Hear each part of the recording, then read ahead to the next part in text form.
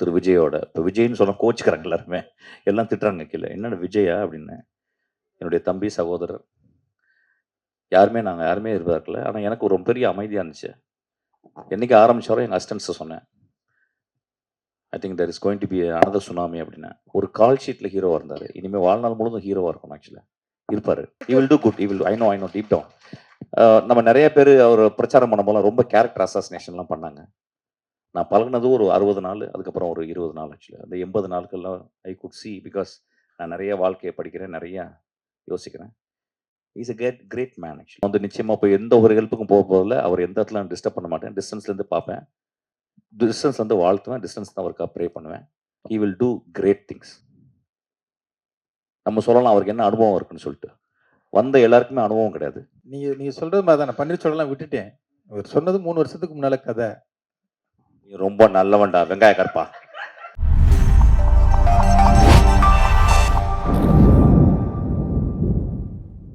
மிஸ்கின் sir இங்க. Sir ஆக்சுவலா கேள்வி பதில் இருக்கு அப்படின்னு தெரிஞ்சோனே நிச்சயமா அரசியல் கேள்வி இருக்கும் அப்படின்னு உங்களுக்கு தெரியும். ஸோ என்ன கேள்வியா இருக்கும்னு நீங்க எதிர்பார்த்தீங்க? என்ன பதில் உங்ககிட்ட இருந்துச்சு? இவ்வளோ காம்ப்ளிகேட் கேள்வி வேணாம். நீங்க கேட்றலாம் டைரக்ட்டா நீங்க. இல்ல நீங்களே இல்ல எனக்கு புரியுது. You are very smart. I know. I understand totally. But I think you emit out that question. Okay sir. இப்ப இருக்கிற சூழல் எப்படி இருக்கு? நீங்க இத எப்படி பாக்குறீங்க? எக்ஸ்ட்ரானரியா இருக்கு. எக்ஸ்ட்ரானரியா இருக்கு. உருவசி மேடம். நான் வந்து கண்ணால பார்த்தேன். நான் வந்து ஒர்க் பண்ணியிருக்கேன். திரு விஜயோட. இப்போ விஜய்ன்னு சொன்னா கோச்சுக்கிறாங்க எல்லாருமே. எல்லாம் திட்டுறாங்க கீழ. "என்னடா விஜயா?" அப்படின்னேன். என்னுடைய தம்பி, சகோதரர். நாங்க யாருமே எதிர்பார்க்கல. ஆனா எனக்கு ஒரு பெரிய அமைதியா இருந்துச்சு. என்னைக்கு ஆரம்பிச்சாரோ எங்க அசிஸ்டன்ட்ஸ்ட்ட சொன்னேன். "I think there is going to be another tsunami" அப்படின்னேன். I told him very specifically the day he is going to walk into the Kanyakumari or south extreme, people going to follow him like anything அப்படின்னு சொன்னேன். நான் சொன்னது நடந்துச்சான்னு தெரியாது. ஆனா deep down I felt that this man will come அப்படின்ட்டு. என்னுடைய ஆஃபீஸில் நிறைய நண்பர்கள் வருவாங்க. டைரக்டர் நண்பர்கள் வந்து நிறைய ரைட்டர்ஸ் வருவாங்க. எல்லாருமே வந்து யாருமே ஒரு சீட்டு 2 சீட்டு தான் வருவான்னு கூட அது கூட சொல்லல. ஒரு சீட்டு கூட வரமாட்டார் அப்படின்னு சொன்னாங்க. நான் ரொம்ப அமைதியாக இருந்தேன். ஸோ இன்னைக்கு வந்து வி ஸ்வீப்ட் ஆக்சுவலி. இது வெரி ஹார்ட் ஒர்க்கர். ரொம்ப முக்கியமான ஒரு பாயிண்ட் சொல்லணும்னா strong will man actually. And இப்போ வந்து அவர் வந்து சினிமாவில் இருக்கும்போது வந்து ஒரு கால் ஷீட்டில் ஹீரோவாக இருந்தார். இனிமேல் வாழ்நாள் முழுதும் ஹீரோவாக இருக்கணும் ஆக்சுவலா. இருப்பார். Will do good actually. Will all pray for you. He will do good. I know deep down. நம்ம நிறைய பேர் அவர் பிரச்சாரம் பண்ணும்போதெல்லாம் ரொம்ப கேரக்டர் அசாசினேஷன்லாம் பண்ணாங்க. நான் பழகுனது ஒரு 60 நாள். அதுக்கப்புறம் ஒரு 20 நாள் ஆக்சுவலா. அந்த 80 நாட்கள்லாம் ஐ குட் சி பிகாஸ் நான் நிறைய வாழ்க்கைய படிக்கிறேன். நிறைய யோசிக்கிறேன். He is great man actually. He is great. இப்போ சொல்லுவாங்க நிறைய பேர் வந்து இதெல்லாம் வந்து தேர்தலுக்கு முன்னாடி சொல்ல மாட்டேன். We are apolitical. We know both the families. எங்களுக்கு தெரியும். எனக்கு வந்து உதயம் தெரியும். உங்களுக்கு தெரியும். நாங்கள் தேர்தல் அப்போ நாங்கள் எதுவுமே சொல்லக்கூடாது. We have to keep quiet. There are the places where we have to keep quiet. We have to keep quiet. So I kept quiet actually. But deep down I felt this is going to happen. 100% is going to happen. I know that. And it will happen. And he is going to do wonder. I am telling you. நான் வந்து நிச்சயமா போய் எந்த ஒரு ஹெல்ப்புக்கும் போறதில்ல. அவர் எந்த இடத்துல நான் டிஸ்டர்ப் பண்ண மாட்டேன். டிஸ்டன்ஸ்லேருந்து பார்ப்பேன். டிஸ்டன்ஸ்லேருந்து வாழ்த்துவேன். டிஸ்டன்ஸ் தான் அவருக்காக ப்ரே பண்ணுவேன். இதுக்கு நான் சொல்றதுல வந்து கொஞ்சம் கூட எந்த ஒரு அஜெண்டாக்காவும் நான் சொல்லவே இல்லை. He will do great things. நம்ம சொல்லலாம் அவருக்கு என்ன அனுபவம் இருக்குன்னு சொல்லிட்டு. வந்த எல்லாருக்குமே அனுபவம் கிடையாது. அவருக்கு நல்ல மனுஷங்க இருக்கிறாங்க. சகாயம் போன்ற மனிதர்கள் இருக்காங்க. They will teach him. Best people இருக்காங்க. They will teach him. He will do great things to people actually. I know that. Thank you. Tamilkumar sir உங்களுக்கு இன்ட்ரெஸ்ட் இருக்கா சார்? இப்போ நீங்க விஜய் சார் என்னமா ஃபியூச்சர்ல உங்களுக்கு பாலிடிக்ஸ் எனக்கு பாலிடிக்ஸே கிடையாதுமா. எனக்கு வந்து சினிமால இருந்து செத்து போயிடணுமா. சினிமாவில் டைரக்ட் பண்ணிட்டே செத்துடும். சினிமாவை தவிர எனக்கு எதுவுமே தேவையில்லைம்மா எனக்கு ஆக்சுவலாக. ஏன்னா சினிமாவில் இருக்கும்போது கிடைக்கிற ஒரு சுதந்திரம் நான் பாலிடிக்ஸ் பண்ணும்போது எனக்கு கிடைக்காதுமா. எனக்கு வந்து இந்த சினிமாவுக்கு வந்திருக்கு எங்கள் தலைமுறை ஒரு 100 தலைமுறைக்கு எனக்கு வந்து புண்ணியம் செஞ்சிருக்கு. எனக்கு I am very happy about this. At no point in my life I will enter into politics. That is not my forte actually. இந்த மிஸ்கின் சார், பாண்டியராஜ் சார்லாம் பன்னீர் சோடான்னு பேசினாங்க. உங்களுக்கு புரிஞ்சுதா? உங்கள் பக்கத்தில் நீங்கள் எவ்வளோ பெரிய ஆள், உங்களை வந்து அந்த மாதிரி பன்னீர் சோடா கூப்பிடுறதுக்கு வைக்கிறதுக்கு மிஸ்கின் சார் கூப்பிட்டுருக்காரா? இல்லை சார், இது வரைக்கும் என்ன பன்னீர் சோடா கூப்பிடல. என்னன்னா நானும் பன்னீர் சோடா விட்டு ரொம்ப நாள் ஆச்சு, அதனால நினைக்கிறேன் கூப்பிடுறது இல்லை. மிஸ்கின் சார் மாதிரி வந்து மிமிக்ரி பண்ணீங்க.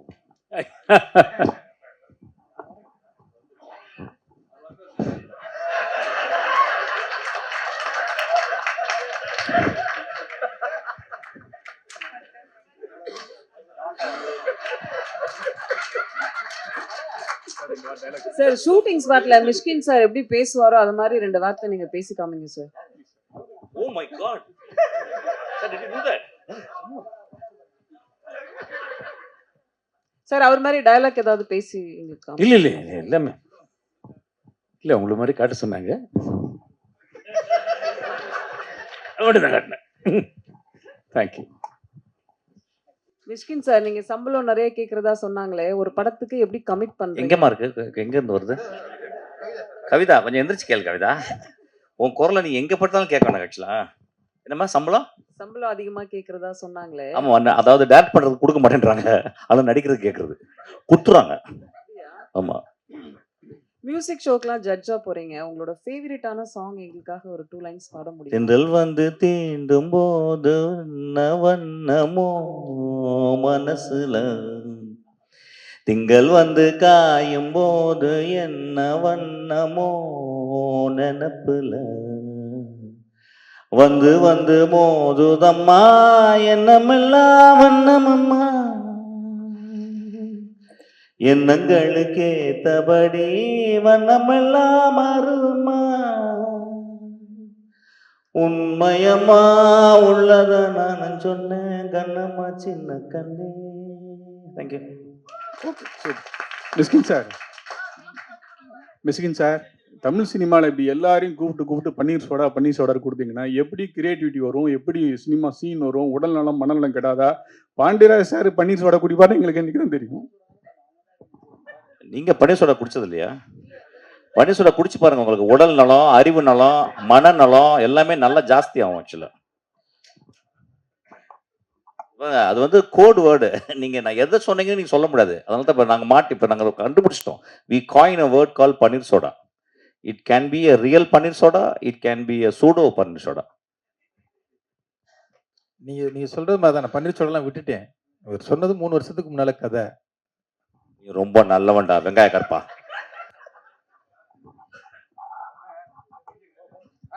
மிஸ்கின் சார் ஃபாரின் போறாரு, கண்டென்ட் வேணும்னா வாங்கிக்கோங்க சீக்கிரமா. மிஸ்கின் சார், ஜெயராம் சார் கூட கொஞ்சம் வருத்தப்பட்டாரு, என்ன கூப்பிடவே மாட்டாங்க. எங்க சார்? சொல்லுங்க சார். என்ன கூப்பிடவே மாட்டாங்க பன்னீர் சோடா அதில் அப்படின்னு. எப்போ கூப்பிட போறீங்க சார்? நீங்க பன்னீர் சோடா சாப்பிடுற மாதிரி ஐடியா இருக்கா சார்? நாங்க சொல்றோம்னு நீங்க நினைச்சு விட்டு நினைச்சு எல்லாரும் நல்லவங்களா ஆயிட்டீங்களா? எப்படி புரியவே இல்லை எனக்கு. ஏன் சார் நல்லவங்களா வரீங்க? பன்னீர் சோடா குடிச்சு பன்னீர் சோடா கொடுப்பாட்டே சாமி, ஒரு பன்னீர் சோடா வாங்கிட்டோடா. பன்னீர் சோடா குடிச்சது இல்லையா சார் நீங்க? பாண்டி ஜெயராம் சார், சரிங்க சார், ரொம்ப நாளுக்கு அப்புறம் வந்து மேடம் கூட நடிக்கிறீங்க. அந்த பாண்டிங் எப்படி இருந்தது? ஏன்னா ஃபர்ஸ்ட் மாதிரியே வந்து அவங்க டோட்டலாகவே மாறிட்டாங்க, ரொம்ப அமைதியாக பேச ஆரம்பிச்சிட்டாங்க. முதல்ல வந்து ரொம்ப கரெக்டாக வந்து கேள்வியெல்லாம் கேட்பாங்க. இப்போ வந்து எல்லாமே டோட்டலாக சரிப்பா எல்லாம் நம்ம பசங்க தானே பார்த்துக்கலாம்னு சொல்லிட்டாங்க. இப்போ எப்படி இருக்கு அந்த பாண்டிங்?